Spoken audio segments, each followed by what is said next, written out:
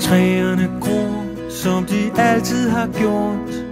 Himlen skifter fra blå til sort.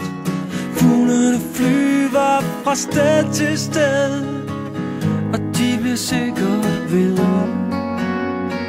Bilerne standser og starter igen, som om de selv ved, hvor de skal hen. Signalet skifter fra rødt til grønt. Gid det pludselig blev lilla, det kunne være skønt. Mærkeligt, at tingene er, som de er. Hvorfor regner det? Kunne det ikke lige så godt lade være? Hvorfor gør vi, som vi gør? Som det sig hører